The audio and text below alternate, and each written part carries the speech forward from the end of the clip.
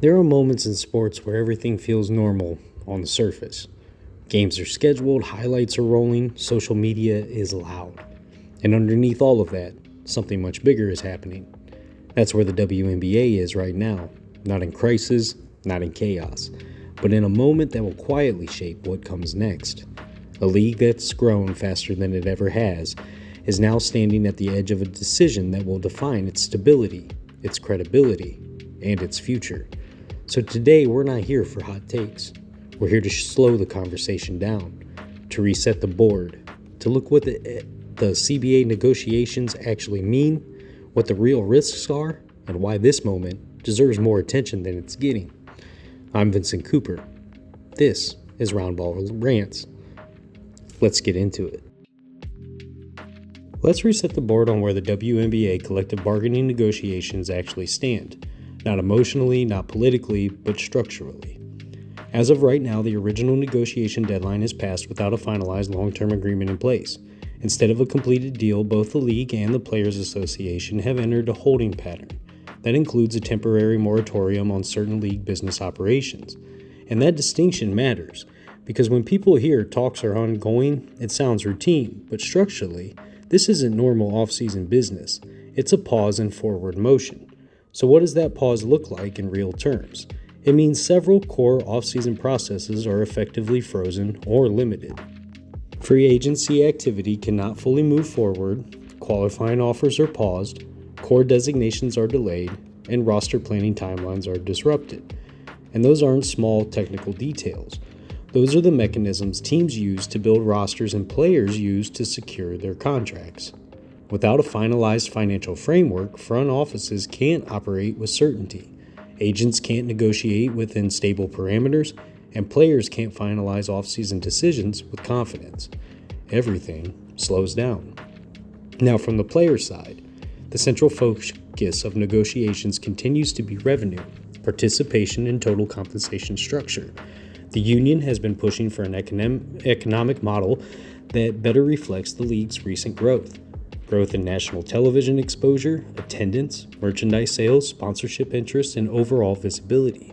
From the league side, hesitation appears to be centered on sustainability modeling, not whether players deserved improved compensation, but how quickly that financial commitments can rise while maintaining stability across all franchises, including the smaller markets and the upcoming expansion teams. So what exists right now is not a philosophical disagreement. It's a financial structure debate. Players are arguing that growth has already arrived and should be reflected immediately. The league is arguing that growth needs to be stabilized and projected long-term before committing to aggressive guarantees. That's not ideology, that's leverage. Now, here's a piece that often gets missed in the headline coverage.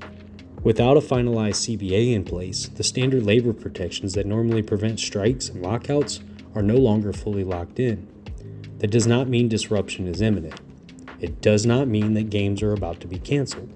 But it does mean that the structural safety net is thinner than it has been in recent seasons. And that creates pressure. Because now, timing becomes part of the negotiation environment.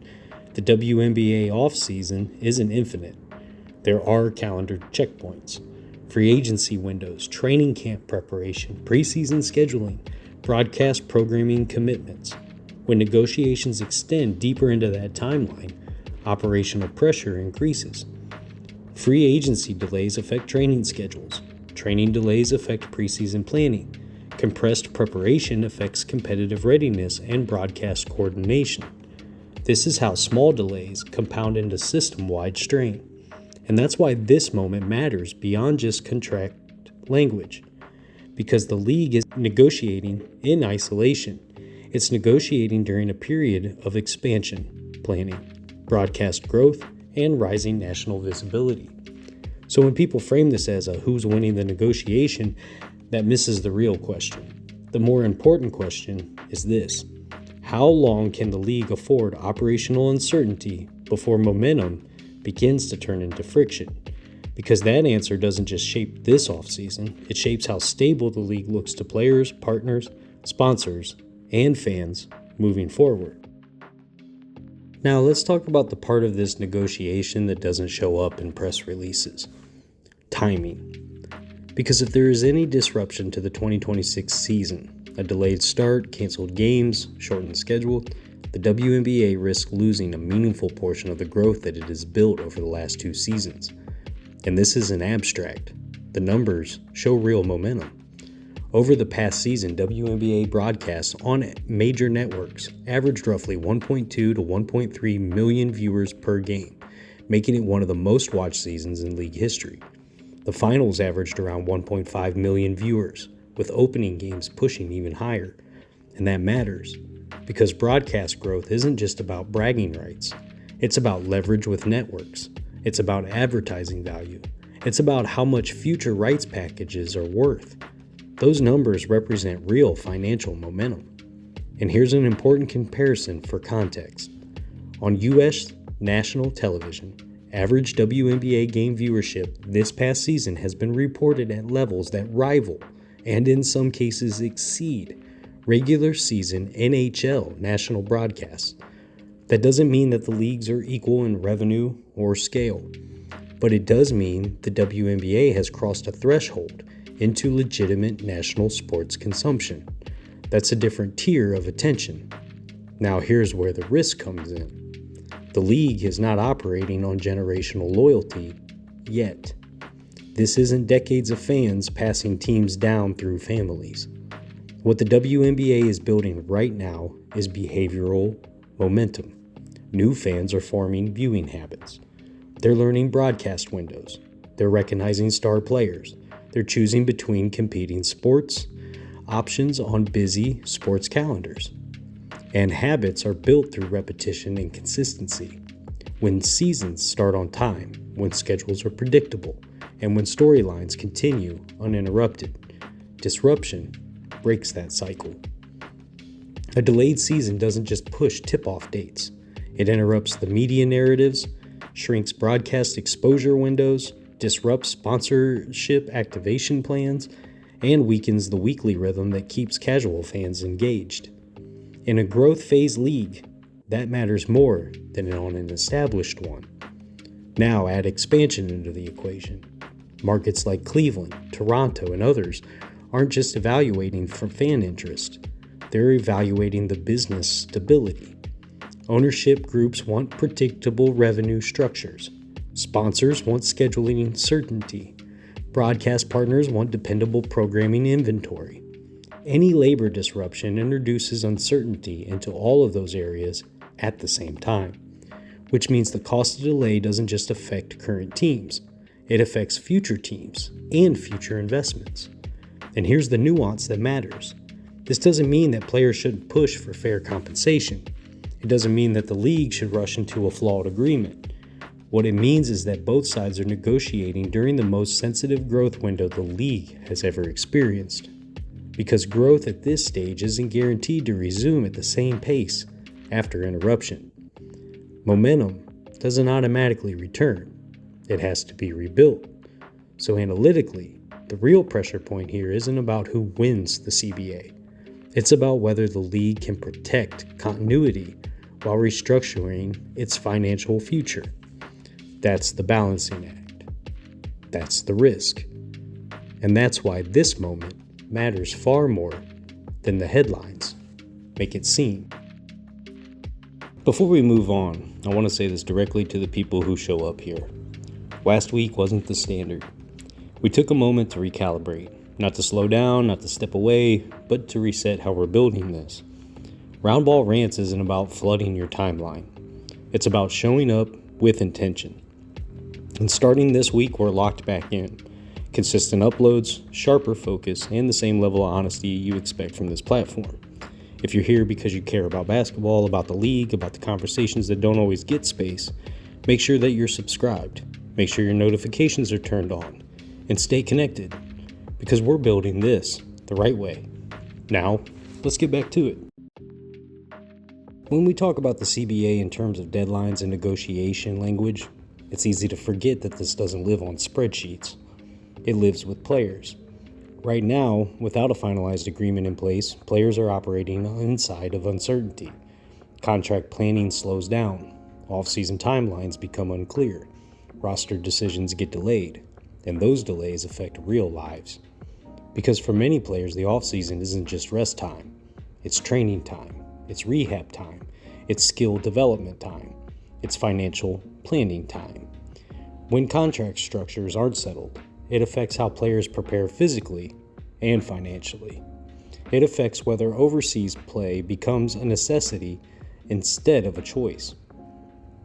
For some players, that means playing year-round without real recovery windows. For others, it means waiting on clarity before committing to training plans or relocation decisions. And this doesn't impact every player the same way. Stars have leverage. Veterans have experience navigating the uncertainty.